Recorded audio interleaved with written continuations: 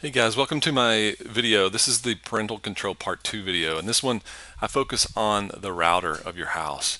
So as a parent, you can try to lock down all the devices in your house, but if you have phones, tablets, computers, laptops, um, there's one way to stop porn and other types of activities right at the entry to your house, and that's through the router. So everything that comes into your house has to go through the router, and your best option is to go in there and turn on parental controls. Most routers, if they're made in the last few years, have parental controls built right into them, and anyone can get into the router. It's fairly easy these days. So what you want to do is you want to go to the 192.168.1.1 or .0.1. It depends on the manufacturer. I've got a Netgear router, and for me, I like the Netgear switches, the Netgear routers. I've used lots of different brands. The Netgear router, I'm using a WNDR 4300. It's about $100 these days.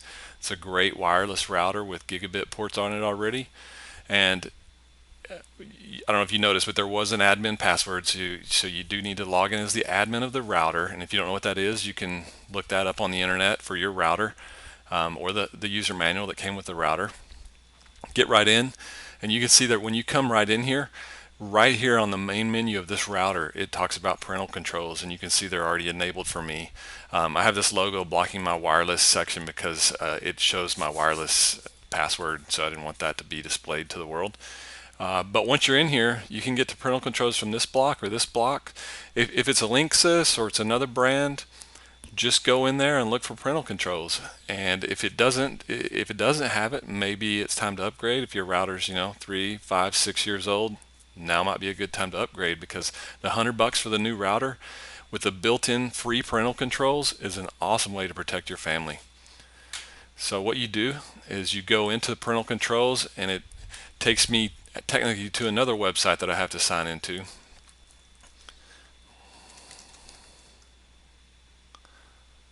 And that's a different login.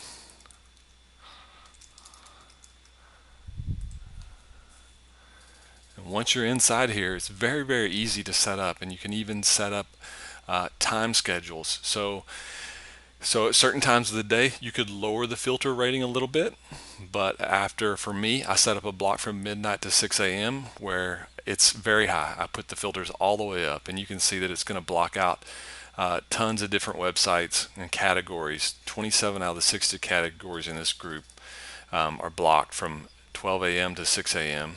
All the other times, which is default, I've lowered it to moderate, which still blocks quite a bit of websites and keeps the family safe.